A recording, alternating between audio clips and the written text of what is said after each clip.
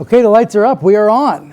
Welcome back to the Boston Globe Summit. I'm Brian Stelter, formerly of CNN's Reliable Sources, also recently a Shorenstein Fellow over at Harvard, now a special correspondent of Vanity Fair, and for the next 35 minutes, your moderator for our next AI conversation. You can submit your questions on Slido. Globe Summit is the hashtag, and we have two perfect guests for this conversation about AI and media and democracy. Dr. Joan Donovan is the professor of journalism as of 2 weeks ago? 1 week? Yes. Brand new professor of journalism and emerging media studies at Boston University. She is the co-author of Meme Wars. She's also the inventor of the beaver emoji. Yes. So use next it, time, send it to your best friend and just let them know. It's there in their phone forever. It's there for their use. And Dr. Amy Brand, director and publisher of the MIT Press, award-winning documentary producer, and entrepreneur in research information technologies. Welcome. Did you invent any emojis yet? Not yet, but it's on my list. Yeah. Of all the achievements. Let's start by defining our terms a little bit, Amy. AI and media can mean a lot of different things. So define what we mean by media and how broadly we should think about this, because I know some people, they hear about generative AI, they think about robots creating fake news stories. That's certainly one narrow part of this conversation, but it's a lot broader than that. Yeah, I think we need to define it in terms of all of the different information channels, all of the textual media, audio media, video media, and even all of the books, the sorts of things that we publish at the MIT Press. This is all the information sources that are going out to the public, and where we need to be thinking about the credibility of that information. And in particular, scientific information and research information, because this is, research is how we establish new knowledge in the world.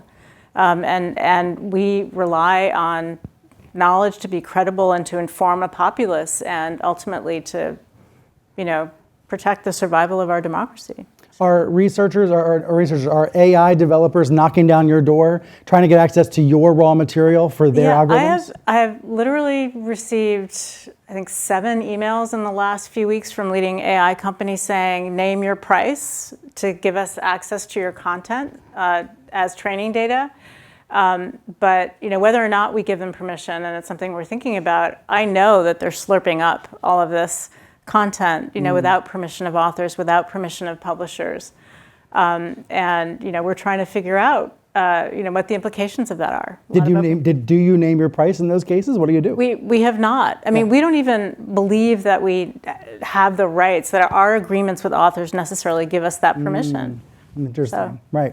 So that's the perspective from the MIT Press. Joan, how would you define AI and media? How do we think about the word media when it comes to this conversation? Yeah, I mean, I tend to think about media as artifacts of communication, and then news organizations as news organizations. Right. So that's the classic. News as a subset, right? Yeah, exactly. Yeah. But that's sort of the classic, academic distinctions. Things have shifted where you have Generation Z now who are firmly, what we would call prosumers. They have production and consumption.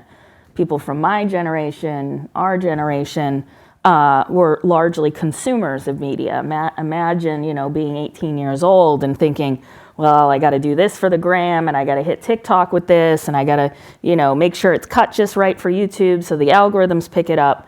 And so that production aspect has really revolutionized how we share and distribute and think about our lives online. Mm-hmm. Now with AI, I think we're, sort of chasing a rabbit into the rabbit hole again. Oh. Tech has been very good at renaming the same problem. So we're largely facing similar issues in copyright and legal questions, same questions that we would be describing if someone scraped, all of the MIT books and then made some kind of algorithm that predicted what other word should come next in a sentence. That's just what a large language model does. So we have copyright issues. We have issues related to identity and identity theft that came about with social media. I could be any one of you on Facebook this afternoon. There's nothing that protects your identity.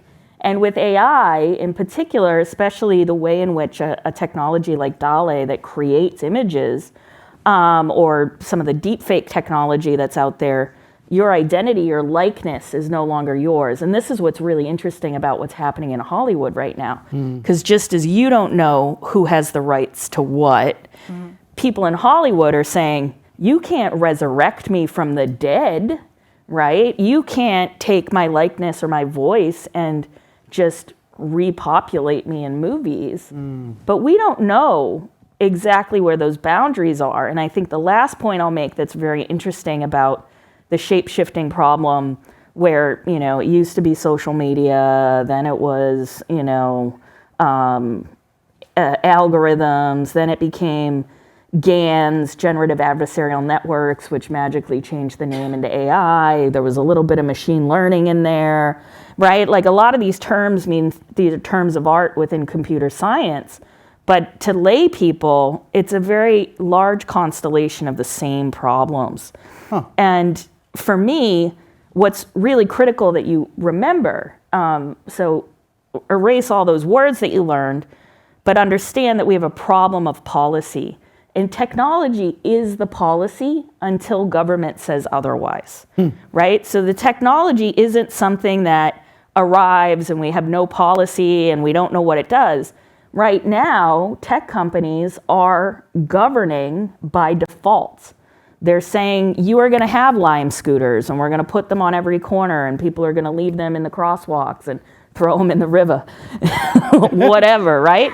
So people are going to react to the technology how they're going to react. But if we don't put regulation in place, consumer protections in place, your identity is mine, your data is mine, and the ethos of computer science is get big fast, which is get big so that you can't be regulated, right? And so we have a lot of different problems that are packaged under, unfortunately, a very convoluted name like AI, which I'm sure you would be able to say the advances we've been able to make in medicine because of AI are tremendous. But in our information landscape, it's disastrous. Are there any upsides?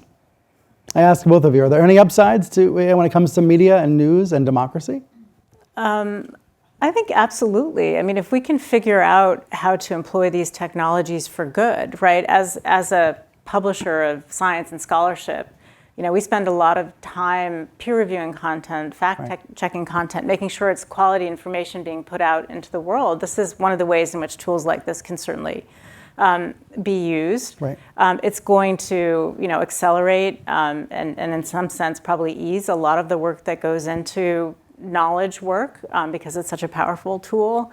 And, you know, I'm very optimistic about the fact that we have the technological capability to build the systems that will provide that audit trail. I mean, that's where I think we really have to go. We have to be able to say when something is algorithmically generated, we should be able to look at, you know, transparently, what were the underlying information sources that train that AI, Right. And have some way of gauging the credibility of the information. So, Yeah, I mean, I think we're both pointing to a crisis of truth. yes. And the one thing that academia has that no other industry has is a process to arrive at the truth, right? Methodology is so crucial. And even journalism has its very clear methodology about what you can and can't do, that beyond ethics, you know, how you approach sources, who you decide to make famous, right? The ethical clause about avoiding lurid curiosity. All of that was inverted when tech platforms became editors of news. And users were able to upload anything and call it news, and challenges to it that were saying, you know, this is defamatory, this is, you know, gross or negligent information. All of that was swept under the rug, right? It was, you know, this is just a problem, but it's not the problem of the company, it's the problem of the actor. The person has bad behavior, not the design of the systems themselves. But there is no country in the world, up until very recently, that would allow publishing to happen at scale without some kind of rules, about some kind of sanctions if you grossly misinterpret or mismanage or lie. about things at that scale. And unfortunately, what we do is we ignore the scale. Clay Shirky is one of my favorite scholars on this issue of scale because he talks about more being different. So it's not the same, I don't use social media the same way you use it, and certainly not the same way as LeBron James, and certainly not the same way as Barack Obama, right? More is different. So you have someone like Musk, who now sits at the throne on Twitter and has untold access to the world's networks. And he can contact anyone at any time, that's on that network. And we forget that state power is derived from our ability to build networks that have rules that are coherent called policies. And so we're actually witnessing a very large shift in who governs us and who, protects free speech. As we watch these technology companies get bigger and bigger and bigger, and our governments, not just the US, but Canada and Australia, are all struggling to rein it in to make room for news, right? The Canadian government just went up against Facebook and said, you have to pay a tax that pays for local news because you're siphoning up all of this advertising revenue that would usually go into local news. And Facebook said, essentially, well, then we won't serve news in Canada, right? So rather than, just look at the billions that they have and say, well, maybe this is a good investment overall for the health of the democracy, they're withholding services, services in the public interest, not just any kind of services, right? Like, how are they then going to determine what counts as news and what can be shared and what can't, right? And all in order to avoid this tax situation. And this is a kind of repeat law that was also something that Australia was exploring. And so if we can't govern tech companies, we are eventually going to be beholden to them. Aren't we already? Is it too late? I'd like to believe there's freedom still, not because we can withdraw and say, well, I'll just never use Facebook or I'll just never use the app formerly known as Twitter, because everything is on there. It's useful, it's necessary, it's part of our community. It's whether we like it or not, it's unavoidable at this point. Which is why we have to think about this as a great power competition where tech companies are one of the groups at the table. But we need the backbone of journalists, who are the ones that are the frontline defenders of truth, to keep at it. And the more I watch journalists get attacked, I know, and researchers too, I know what's at stake, which is that if we give up, if we move on, it's just going to keep happening. It'll move from AI to the next thing. So we have to continue, almost shoulder to shoulder to keep the progress of technology happening, innovation happening, but at the same time to say, maybe this pause on AI isn't about, these people all of a sudden becoming moral, ethical beings, and really is about holding back small AI companies from achieving what the larger businesses already have. And so we have to think about those tensions, especially as we reckon with the fact that AI has arrived, right? You can't uninvent the bomb in many ways. You have to reckon with it now that it's arrived. Spoken like someone who liked Oppenheimer. Yeah, I did. I got to see it with a friend of mine, Libby Liu, in Whistleblower Age. She's a dear friend, and Oppenheimer, he faced some serious challenges, but he might have never invented the bomb had he not believed so much that he was in an arms race when he might not have been. The last minute of that movie is chilling. No spoilers, of course. Amy, connect us to the democracy part of the conversation, right? The subtitle here is Preserving Democracy in an Age of Fake News.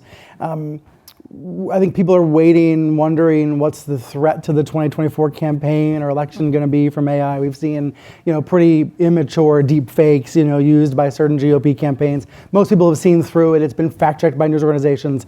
But it feels to me like that's just a little tiny preview of what the implications could be. Yeah.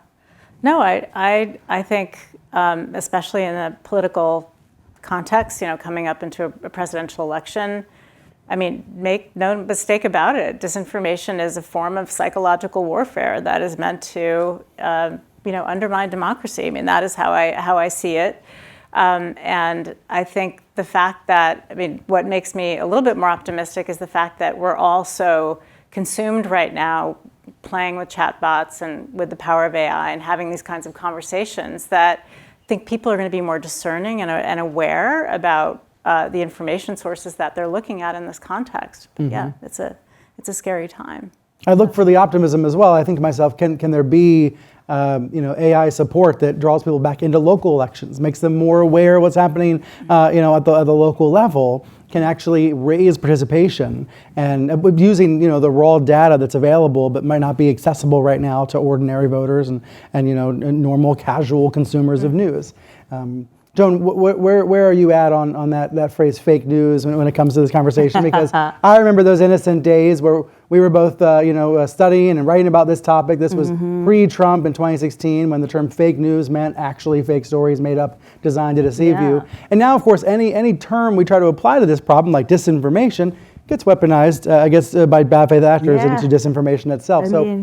Where are we with the use of AI to create disinformation? It is happening, but do we know at what scale? Do we know at what level?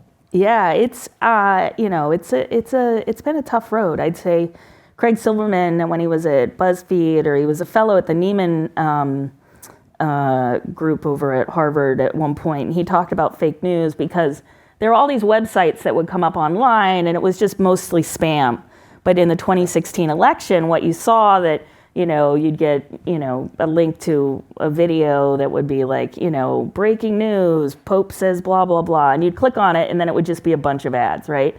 But that same technology, those people who were the purveyors of those clickbaity websites realized that people love political news.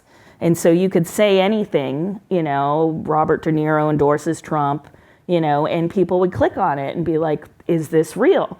But all the websites had all of these interesting spoofy URLs like abc.go, and I don't remember what the CNN one was. There was one just like it for CNN, but that was less than a decade ago. Like, it kind of scares me to think about the next decade, when it was under a decade ago that the term fake news even came into existence, before it was weaponized. Like, this notion of someone putting up a fake website to lie about you, even that concept is less than a decade old. Exactly, and I think what we're dealing with here, the larger category that we have to think about are imposters, right? And so if we allow imposters to exist, if we aren't able to defend some kinds of copyright online, if we're not able to defend our identities, this kind of subversion can happen anywhere. Any one of you can become Joan Donovan on the internet. That is your superpower. Go forth and multiply, right? But what we don't realize is the flip side of this, which is that all of the gatekeeping that we were used to is gone now when you use the internet. But when I was reading, I think it was Kaiser Family Foundation had come out with a report that said basically local news is the most trusted source of information. Local television news, I should say. So I remember during the pandemic, I was constantly plugged into local news, whether it was Channel 4, Channel 5, even the Fox station here in Boston is very good. And local news really sustained me during that time because I'd hear from, Charlie Baker, I'd hear from public health authorities. And so we have to think about our media in a kind of parallel programming. Now, the way that fake news circulates is through repetition and redundancy. Repetition, you see the same headline on, Facebook, and you go to your friend group and the same articles being reposted. Redundant in this instance means that you start to see it on multiple platforms. And things that you see repetitious and redundantly tend to feel true, whether they are or not. And that's what became weaponized on the internet. was this way of getting you to see things that weren't really vetted, and then it took on the cloak or the mystique of news. Right. And so those kind of processes are not just bad actors, that's bad design. So what social media had done is they created all these small content cards, and they minimized and grayscaled where the actual URL was. So you couldn't see that it was The Guardian or MSNBC. My mom's blog looks like the New York Times now. Exactly. Yeah. So, if you look at the web design of a site like Semaphore right now, it's straight out of 1996, right? It just... You're saying that's on purpose? It's on to purpose. earn trust. Yeah, it's to build back that kind of like we were Web 1.0 Right. kind of news. Right. Right? I have to believe it's on purpose. It is. No, it is Otherwise, on purpose. It's a they're good point, paying someone a lot of money to like mine GeoCities or Angel Fire. But anyway, in the long run, what we have to think about is how much of this territory do we want to defend? And should we make standards in design, not standards in speech, but standards in design that clearly demarcate where we're going when we're surfing social media, and that clearly show us that this is repetitious content that has, taken the shape on 15 different websites that are pretending to be MSNBC. And that, I think, is the promise of AI, even, is that it can spot those redundancies and it can help us get closer to those credibility signals. The other thing I'll say that AI has been good for that you probably, this audience might remember, spam, right? If you had an AOL account, you were most likely getting all kinds of erectile dysfunction emails and emails about how you could, win the lottery if you just signed up here, if you went on certain websites, and they would literally disconnect your modem and then call up another number that was usually far away and would charge you extra. Yikes. Those kind of dialers, all of those things successively have been neutralized through different kinds of advances in computer science. But the one that keeps all the boobs and butts out of your social media feed is AI algorithms that look at nudity and gore. And they do, unless you go look for that stuff, it's kind of hard to find,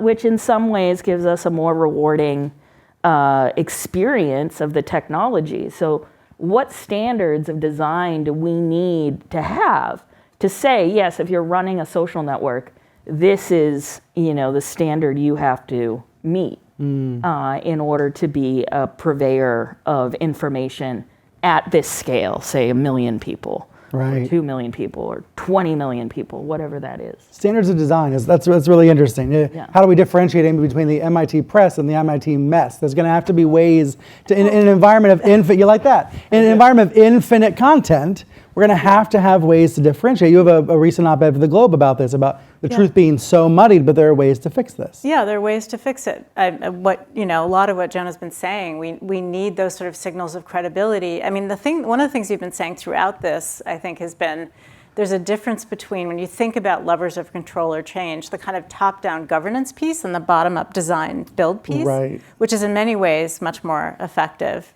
at least in the current political situation. We can build things into these systems Right. that make them credible. Yeah. Questions from the audience on Slido. You've got the hashtag up on screen. Here's the first one.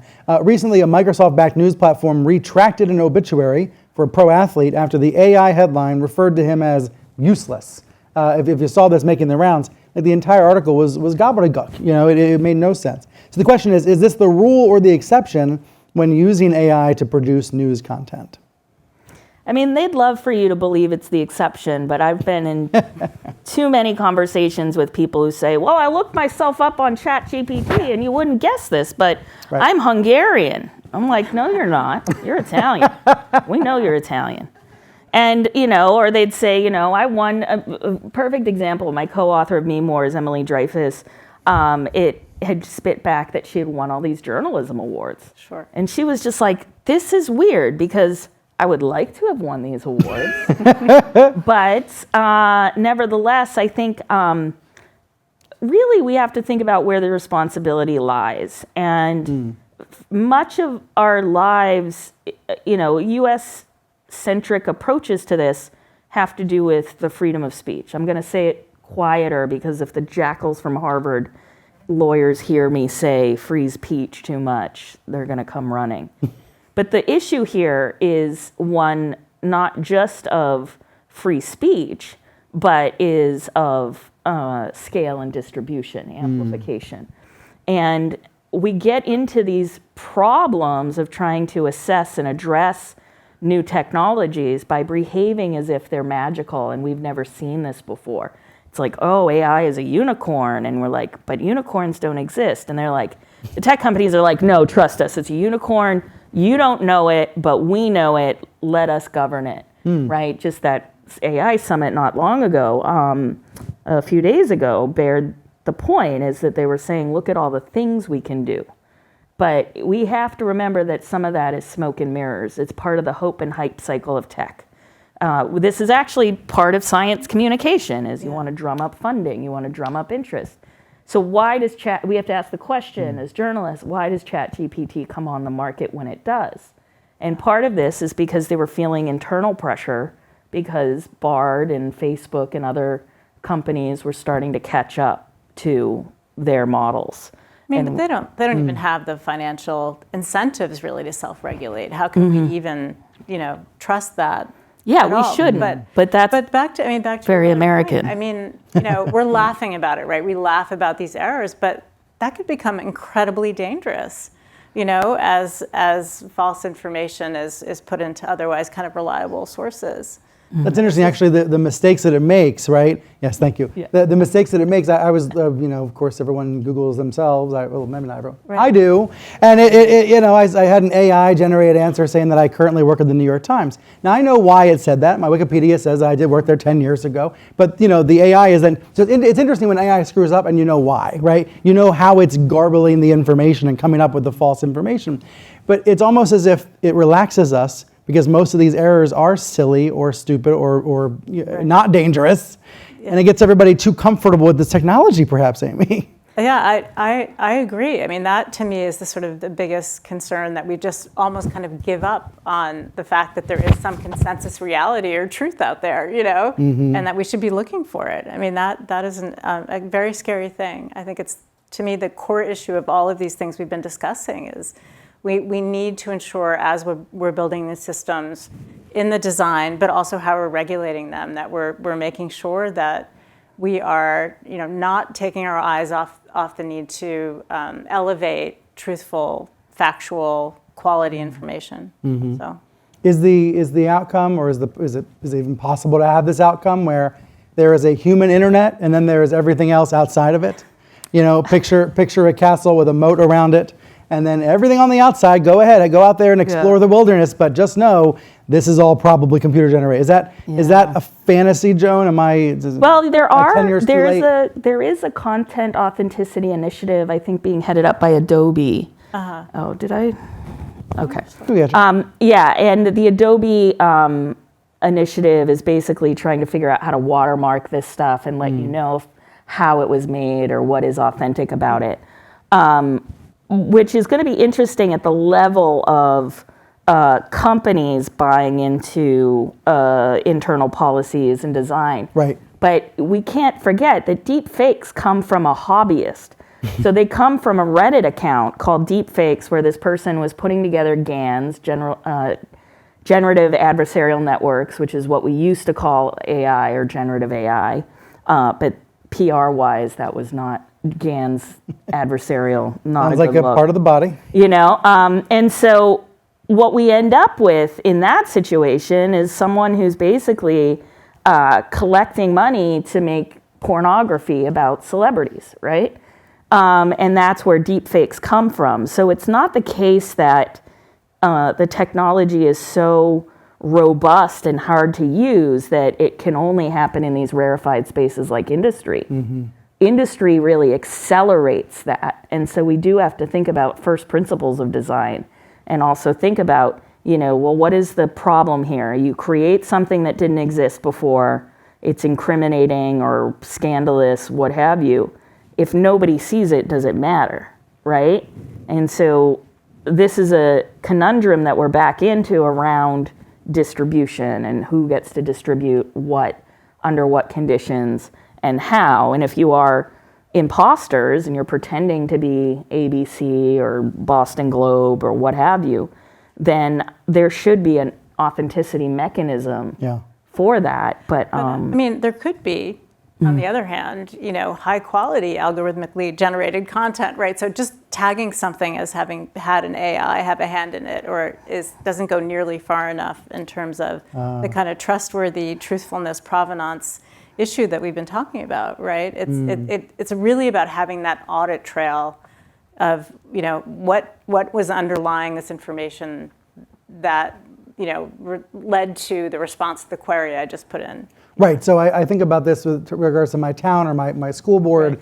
Right. If I'm not logging in and watching every school board meeting myself, but the AI can listen to the meeting, transcribe every word, summarize it for me. That's a high quality output from AI, but I would need to know what the source was. Where was the raw material you're saying, right? That's the main point. And then the word imposters is really interesting, Joan, because what you don't want in any scenario is an imposter who is creating that content or posing as someone else, right?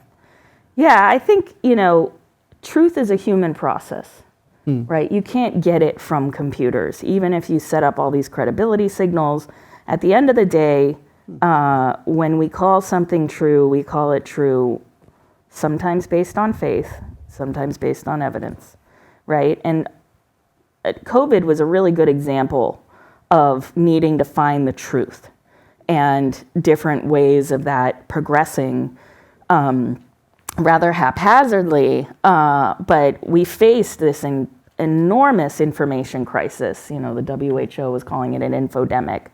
Right. And what we learned was that we had built a global information commons that was completely unprotected, right? And this is a huge problem now because misinformation, especially misinformation that is novel and outrageous, scales much further and goes much faster than the truth. And we know, as people who have ever tried to figure out anything, that the truth takes time.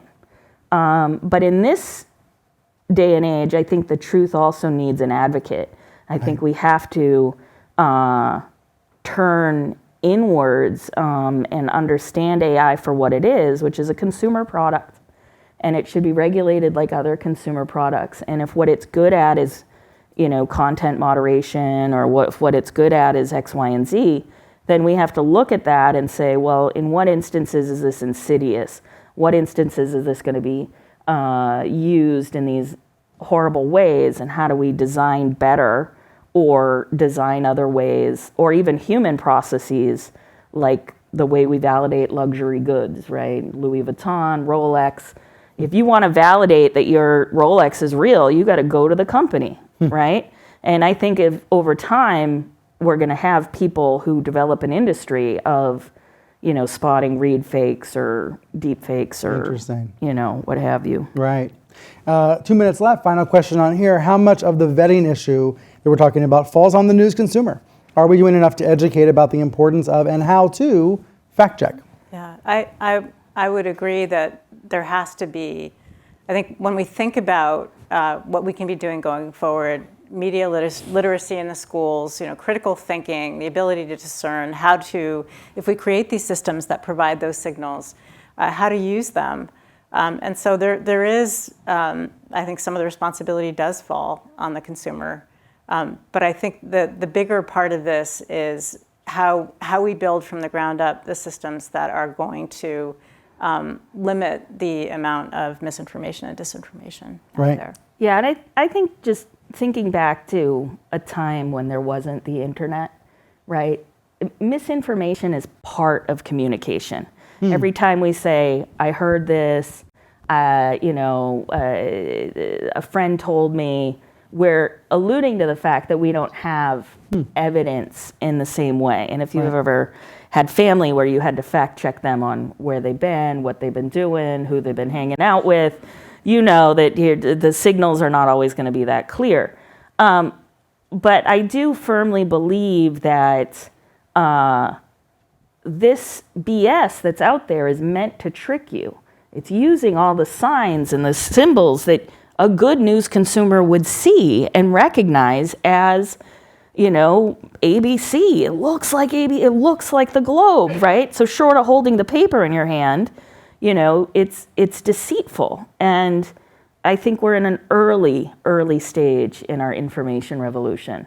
And it's going to be up to every one of us to advocate for more truth on social media and take the talk back. I mean, talk is in timely, accurate local knowledge, and really try to intentionally force local news into the conversation.